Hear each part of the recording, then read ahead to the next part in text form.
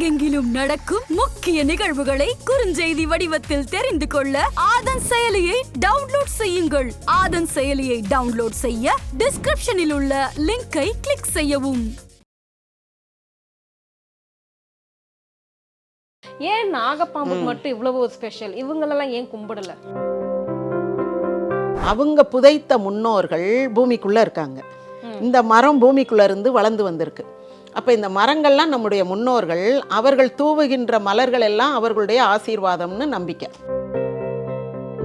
நம்ம இதில் நாக வழிபாட்டை விட்டுட்டு நம்முடைய தெய்வ வழிபாடை சிந்திக்க முடியாது. அதனால தான் இவங்க அந்த ரெண்டையும் ஏதோ in one way or other அவங்க எடுத்து வச்சுக்கிட்டாங்க. அப்புறம் பிள்ளையாருக்கு வயிற்றுல சுற்றி இருக்கும், முருகனுக்கு காலில் அந்த மயிலுக்கு கீழே இருக்கும். எந்த தெய்வம் எடுத்துக்கிட்டாலும் நாகம் இல்லாத தெய்வமே இருக்காது.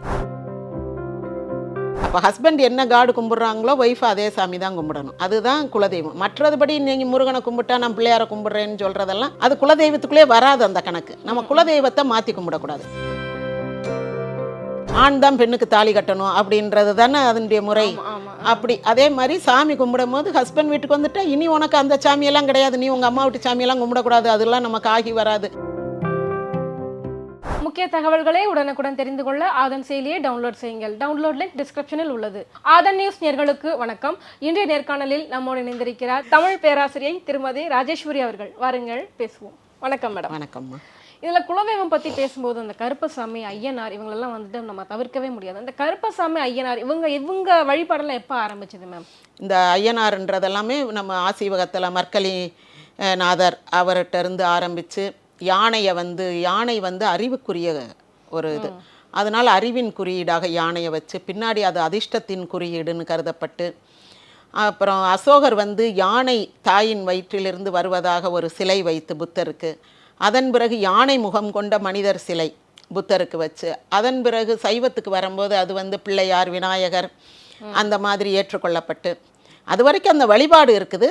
ஆனால் விநாயகர்ன்ற பேரில் இல்லை, பின்னாடி அது விநாயகர், கணபதி அந்த மாதிரி பேர்லாம் அது ஒரு பெரிய காணாபத்தியம்ன்ற அது ஒரு தனிப்பட்ட வழிபாடாக கருதப்பட்டு, பிறகு 6 வகை சமயங்கள்லேருந்து 2 வகையாக அது மாறும்போது சைவத்துக்குள்ளே போயிடுது. ஆனால் வைணவர்களும் அதை தும்பிக்கை ஆழ்வார்னு சொல்லி வச்சுருப்பாங்க. கூடலழக பெருமாள் கோயிலெல்லாம் ஒரு தூணில் இருக்கும் தும்பிக்கை ஆழ்வார் அப்படின்னு போட்டிருப்பாங்க. அந்த மாதிரி அது. அப்புறம் பௌத்தம் சாஸ்தா, சாத்தன், ஐயன், ஐயனார் அப்படின்லாம்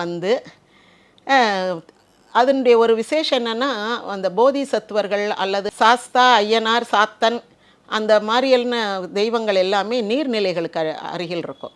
ஏன்னா அது தண்ணி ஓவர்ஃப்ளோ ஆகாமல் கட்டுப்படுத்தும்னு ஒரு நம்பிக்கை. அதனால தான் ஏரிக்கு ஒரு ஐயனார், ஊருக்கு ஒரு பிடாரின்வாங்க. பிடாரி குழந்தை பிறப்பு, குழந்தை இறப்பு இது ரெண்டையும் கட்டுப்படுத்தக்கூடியது.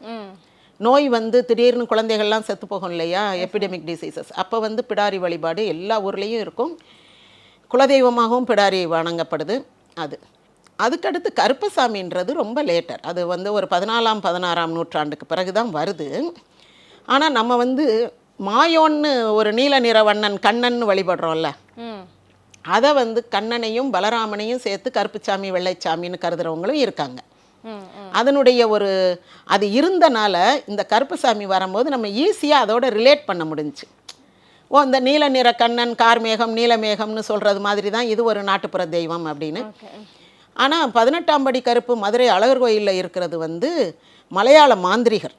இந்த சிலையை எடுத்துகிட்டு போகிறதுக்காக ஒரு 18 மாந்திரிகர்களை மலையாள தேசத்து மன்னன் அனுப்பி வச்சுருப்பான். அவன் வந்த உடனே அந்த 18 பேர் கோயிலுக்குள்ளே ஒளிஞ்சிருப்பாங்க. அவங்க தங்களுடைய உருவம் தெரியாத அளவுக்கு இருக்கக்கூடிய மாந்திரிகர்கள்.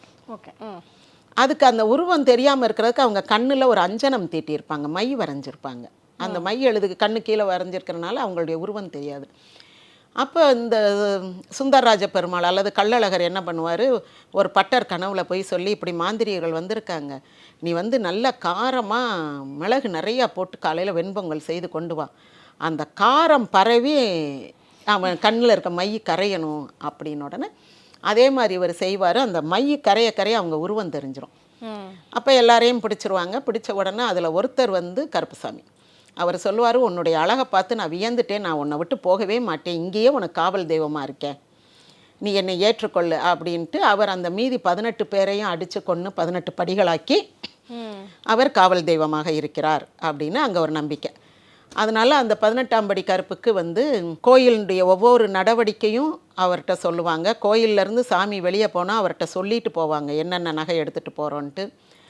அந்த காலத்தில் சாவியவே கொண்டு வந்து அங்கே தான் வைப்பாங்களாம், கோயில் சாவியவே பூட்டிட்டு பொக்கிஷம் எல்லாமே. இப்போ அப்படி கிடையாது. அந்த மாதிரி அவர் வந்து காவல் தெய்வமாகிறாரு.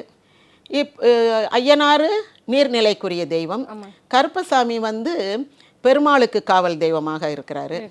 அந்த காட்டேரி வழிபாடு அதுவும் இடைப்பட்ட காலத்துல வந்ததா? காட்டேரி பிடாரி ரெண்டும் ஒண்ணா வேற? இல்ல வேற. பிடாரின்றது நம்ம பூர்வீக தெய்வம், நாகர் தெய்வம் இருக்குல்ல, நாகத்தை தெய்வமா வெளியிடப்படுறோம்ல, அதனுடைய பெண் வடிவம் பிடாரி. பாம்பு பிடாரன் பிடாரின்றோம்ல, அந்த பிடாரன் வந்து நாகத்துக்கு உரியது. பிடாரி என்பது அதனுடைய பெண் வடிவம், பெண் தெய்வம். நமக்கு அது பூர்வீக தெய்வம். நமக்கு முதல் பெண் தெய்வம்னு சொன்னா கூட பிடாரியத்தான் சொல்லணும். அப்புறம்தான் அக்கா, அம்மா தெய்வம், தாய் தெய்வம், அக்கை அதெல்லாமே பின்னாடி வந்தது தான். முன்னோர் வழிபாட்டிலையும் அந்த பிடாரி வருது. நம்முடைய முன்னோராகிய ஒரு பாம்பு. ரத்த காட்டேரின்றது இடையில வந்தது.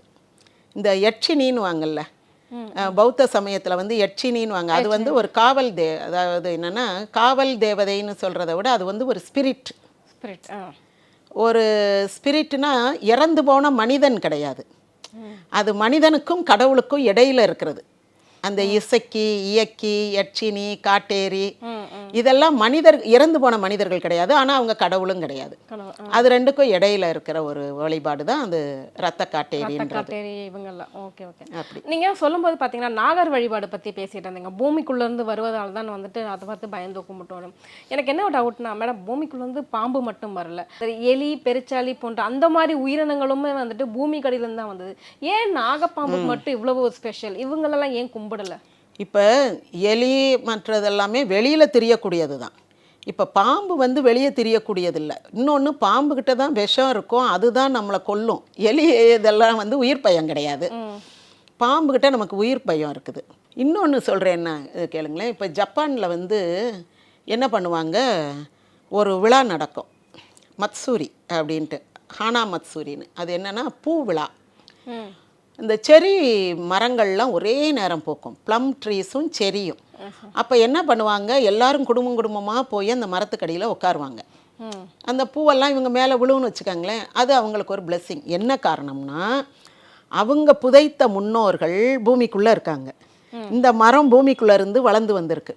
அப்போ இந்த மரங்கள்லாம் நம்முடைய முன்னோர்கள், அவர்கள் தூவுகின்ற மலர்கள் எல்லாம் அவர்களுடைய ஆசீர்வாதம்னு நம்பிக்கை. சரியா? அப்போ அந்த பூமிக்குள்ளே புதைக்கப்பட்ட அந்த கௌதம புத்தர் கதையிலேயே வரும், இந்த பாம்பு வரும்போது வந்து அவங்க இதில் வந்து அஷ்டநாகம் காவல் தேவதையாக இருக்கும். பொக்கிஷ காவலுக்கு முருகனும் அஷ்டநாகங்களை தான். தாமரை ஸ்லோகம்னு ஒன்று சொல்லுவாங்க, பத்மசுல்கம்னு. அது சொல்லும் போது அஷ்டநாகங்கள் வந்து உட்கார்ந்து கதை கேட்டதாக சொல்லுவாங்க. அந்த வாசுகி அந்த மாதிரியான தெய்வம் பாம்புகள் எல்லாமே பௌத்த சமயத்தில் 8 நாகம்னு சொல்லி அது பயங்கர வழிபாட்டுக்குரியது. நீங்கள் சீனாவில் இருக்க பௌத்தத்தில் அந்த இது இருக்குல்ல, பாம்பு வடிவத்தில் ஒரு விழாலாம் நடத்துவாங்க, டிராகன். அந்த டிராகன் வந்து நம்ம நாகர் வழிபாடு தான். ஓகே, நாகர் வழிபாடு தான் டிராகன். பௌத்த சமயத்தில் வந்து அந்த நாகப்பட்டினம், நாகர்கோவில், இந்த மாதிரி இருக்கக்கூடிய கோயில்கள் எல்லாமே, ஊர்கள், அங்கே இருக்கக்கூடிய அந்த நாக தெய்வ வழிபாடெல்லாம் பௌத்தர்கள் காலத்தில் ரொம்ப விசேஷமாக இருந்திருக்கும். பின்னாடி என்ன பண்ணியிருப்பாங்க, சைவம் வந்து சிவனுக்கு நாகத்தை ஆபரணமாகவும், வைணவம் வந்து அந்த படுக்கையாகவும் அதை ஏற்றுக்கொண்டார்கள். ஏன்னா நாகத்தை விடவே முடியாது. நம்ம இதில் வந்து நாக வழிபாட்டை விட்டுட்டு நம்முடைய தெய்வ வழிபாடை சிந்திக்க முடியாது. அதனால தான் இவங்க அந்த ரெண்டையும் ஏதோ in one way or other அவங்க எடுத்து வச்சுக்கிட்டாங்க. அப்புறம் பிள்ளையாருக்கு வயிற்றுல சுற்றி இருக்கும், முருகனுக்கு வந்து காலில் அந்த மயிலுக்கு கீழே இருக்கும். எந்த தெய்வம் எடுத்துக்கிட்டாலும் நாகம் இல்லாத தெய்வமே இருக்காது. கண்டிப்பாக கண்டிப்பாக அப்படி வரும். மேம் இப்போ வந்து பார்த்தீங்க அப்படின்னா அந்த 16 வருஷத்துக்கு பிறகு பார்த்தீங்க அப்படின்னா குலதெய்வம் வந்து மாறிடும் அப்படின்னு சொல்லுவாங்க. ஏன்னா வந்து ஒரு ஆண் தான் வந்துட்டு அந்த வீட்டுக்கான குலதெய்வத்தை வந்து வழிநடத்தி கொண்டு போறவன். ஏன்னா ஒரு பெண்ணை கல்யாணம் பண்ணிட்டு வந்தானா அந்த பெண் வந்து கணவன் வீட்டு குலதெய்வத்தை தான் வந்து கும்பிடணும் அப்படின்னு சொல்லுவாங்க. ஸோ அந்த ஒரு வீட்டில் வந்துட்டு ஆண் வாரிசு இல்லை, பெண் வாரிசு தான் இருக்குது அப்படின்னா அதோட அந்த தலைமுறைக்கான குலதெய்வம் முடிஞ்சிருச்சு அப்படின்னு சொல்லுவாங்க. இது வந்து ஜோதிட ரீதியாக சொன்னது. 16 தலைமுறைக்கு அப்புறம் குலதெய்வம் இருக்காது அப்படின்றது. இது எந்த அளவுக்கு உண்மை? அந்த மாதிரி எத்தனை குலதெய்வங்கள் அழிஞ்சு போயிருக்கு? அதாவது குலதெய்வம் வந்து அழியாது. ஒன்று, ஆண் வாரிசு இல்லைன்னா கும்பிட ஆள் இருக்காது, அது ஒன்று. இன்னொன்று வந்து என்னென்னா, இந்த 16 வருஷம்னு சொல்கிறது வந்து 16 வருஷம் வந்து மோட்ச தீபம் ஏற்றுவோம் யார் இறந்தாலும். ம் 17வது வருஷம் போகும்போது வேண்டாம், ஏற்ற வேண்டாம், அவங்க இந்நேரம் பரத்துக்கு போயிருப்பாங்கன்றவாங்க. அப்போ முடிஞ்சு போச்சு. 16 வருஷம்தான் அந்த ஆவி பூமியில் இருக்கும், அதுக்கு பிறகு தேவையில்லை அப்படின்றது தான் 16ன்ற கணக்கு. 16 தலைமுறைன்றது கிடையாது. ஓகே இந்த பெண்கள் வந்து கணவனுடைய தெய்வத்தை தான் குலதெய்வமாக எடுத்து வழிபடணுன்றது ஒரு ஆணாதிக்க சமுதாயத்தின் வெளிப்பாடு தான். ஏன்னா இப்போ ஒரு ஆணாதிக்க சமுதாயத்தில் ஆண்கள் வைத்தது தான் சட்டம், ஆண்கள் பின்பற்ற சொல்வது தான் சமயம். அப்போ ஹஸ்பண்ட் என்ன காடு கும்பிட்றாங்களோ ஒய்ஃப் அதே சாமி தான் கும்பிடணும், அதுதான் குலதெய்வம். மற்றதுபடி நீங்கள் முருகனை கும்பிட்டா நான் பிள்ளையாரை கும்பிட்றேன்னு சொல்கிறதெல்லாம் அது குலதெய்வத்துக்குள்ளே வராது அந்த கணக்கு. நம்ம குலதெய்வத்தை மாற்றி கும்பிடக்கூடாது. ஆனால் பெண்ணடி தெய்வம்னு ஒன்று கும்பிடுவாங்க. பெண்ணடி தெய்வம்னா இப்போ எங்கள் அம்மாவுடைய அம்மா கும்பிட்டுருப்பாங்க, அவங்க வந்து அவங்களுடைய அப்பா வீட்டு சாமியாக இருக்கும்.